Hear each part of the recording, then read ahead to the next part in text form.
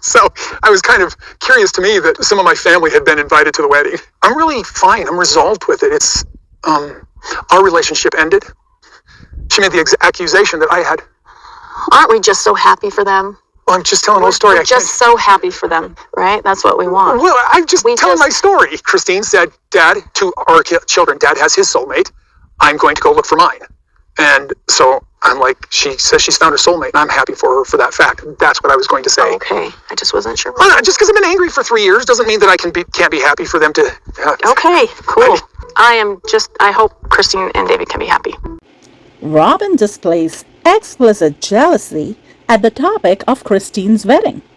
It struck me that Robyn exhibited more discomfort than Cody himself. While Cody seemed somewhat composed, maybe even reconciled to Christine's wedding, Robyn appeared to struggle more and was less inclined to discuss it. Alternatively, it could also be that Cody and Robyn have a script, and they're acting this last season, especially in the clip of them talking about Christine's wedding, because he turned towards Robyn too soon and waited for her to stifle him. That's just my thought process. Picture this. You spend years basking in the glory of being the preferred one, feeling a cut above the rest. You pride yourself on your youthfulness and slimmer figure, but over time these attributes begin to wane.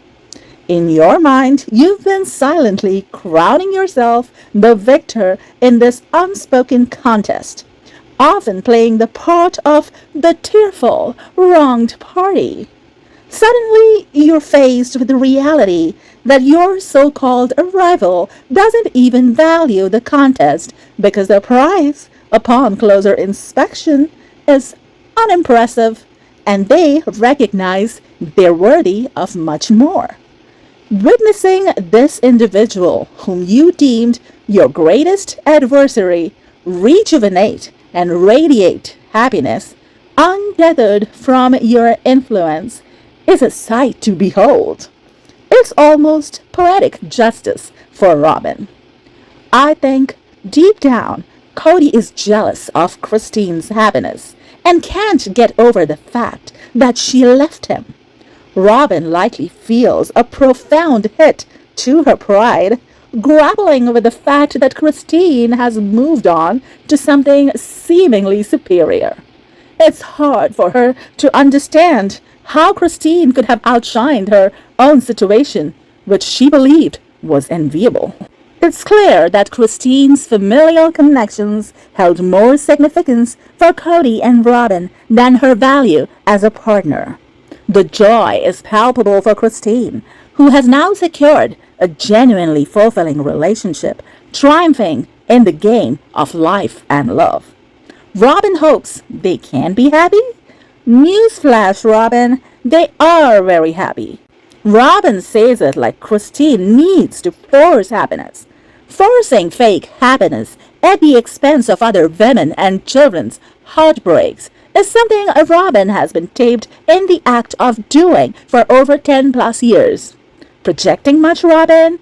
Christine and David are happy. David actually pays attention to Christine and loves her unconditionally, unlike the self-absorbed man-child Grody.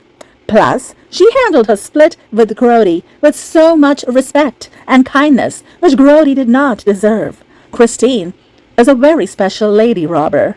I wish her happiness for years ahead. I can see Robber now losing interest in Grody, now that there's no other wives for competition, and Cody understanding how his value was tied up to the toxic competition he had enforced under his poor form of leadership. With the absence of such forced competition, under missing forced circumstances, Grody now realizes how his value has reduced, given Robber and Grody no longer have control over an exploitative, enslaving, dehumanizing, degrading, forced setup that makes women desperate to compete for a specimen like Grody. Hence, all his heartache Upon realizing the absence of competition and how Robyn will treat him when other women are no longer available at his beck and call to raise his value, in Robyn's delusional eyes, he took the shortcut, setting up a toxic family dynamic based on the principles of deprival until driven to scarcity and fear. He and Robyn played stupid games and ended up with each other in the form of stupid prizes. Now they both don't know what to do with their stupid prize winnings, which is each other. David is so much better looking and just the complete package that Christine deserves. He speaks intelligently and has real love for her. Robyn should be happy she forced the OG three wives out of her toxic version of polygamous dynamic so they would all flee away in search of true love or true freedom and true happiness. Robyn, on the other hand, has never once said that Cody was her true love. Every time Cody gushed about Robyn's flat-chested body lacking an S on the behind, Robyn counted the number of other men that were available to her as options at her beck and call. Gold digger Robyn was only ever interested in puppeteering foolish Cody into leeching the lifetime earnings and retirement funds from the various jobs and side hustles of the OG3 wives for 10 plus years. I'd like to remind Robyn to not be so jealous of Christine and count her blessings, in quote, that she does in fact have a soulmate too in the form of Grody, just in case she forgot that fact. But I can see why Robyn continues to be engrossed and envious of Christine, because not only does Christine continue to have a family, she even has a full-time real man now, who's also a financially independent and prosperous builder, which is an icing on Christine's cake. It must kill Robyn that nobody even wants what Robyn has, neither any of the cast members nor any of the audiences, and she's stuck with the specimen named Cody that everyone has now left behind and discarded like trash, just like her as well. I want to see a surviving sister wives type of show with Christine and Janelle doing their thing while Mary and Jen go off on their own new adventures. The adult kids should get their own paychecks if they decide to participate in any of the episodes. I can't help but laugh at Robyn's kidneys that I'm sure are presently stuffed with stabbing knives because David is actually a provider to Christine, unlike Robert and her thief husband Grody that hoodwinked and leached money out of trusting women he used for sex and social value in their younger days. Robyn got what she wanted, and she can have him. Christine deserves better. And guess what? She found it. Cody, on the other hand, has always struck me as a get-rich-quick scheme or pyramid scheme or gamble on the wild ideas with no direction kind of guy with enough instability to leave women on his path all high and dry and scorned and disposed. Robyn will need a lot of luck managing a liability like Cody. Happy for Christine that she identified and walked away from her dead-end former concubine life. Plus, not only do OG12 kids love Christine, but her husband David has an actual beautiful porch on which OG2 Janelle and Christine, along with their OG12 kids, have already spent a lot of great time together. It's no longer something in the never-ever future like Robyn's never-achievable dream with her deadbeat, sister-wifely attitude under the leadership of her deadbeat husband Grody. Cody very much looks not over it, and I'm sure the OG3 wives that left him are all he talks about all the time, looking at the way Robyn seems certainly over it.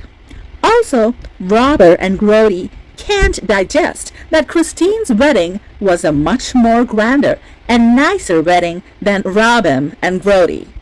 Grody seems to be laughing on the outside, but crying on the inside, now that he knows what he has truly lost, while Christine enjoys the last laugh because her porch actually overlooks a playset and in-ground trampoline for the grandbabies, unlike Grody and Robert's poop-infested biohazardous septic ditch replete with parasites.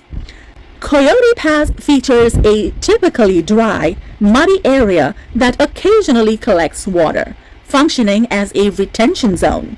However, when this area does accumulate water, it becomes a potential breeding ground for harmful bacteria. The land at Coyote Pass, along with its pond, might be facing contamination risks due to a prairie dog-related plague outbreak. In a notable instance from season 14, the Brown family overlooked these plague worries and came together for a communal moment by the pond. During this gathering, the pond was fairly filled with muddy water, prompting the children to dive in. Meanwhile, Cody made a memorable appearance, stripping down to his underwear and striking a strongman stance in the water.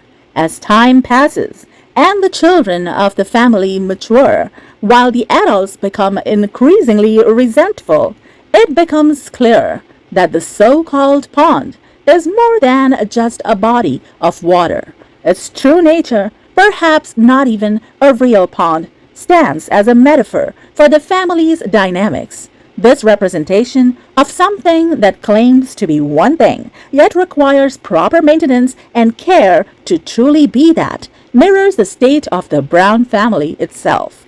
Grody and Robert's behavior sounds like a case of sour grapes. They can't seem to get over the fact that Christine was quick enough and determined enough to have called her shots first. That's all from me today, everyone. Talk to you soon on another video at another time. Peace out.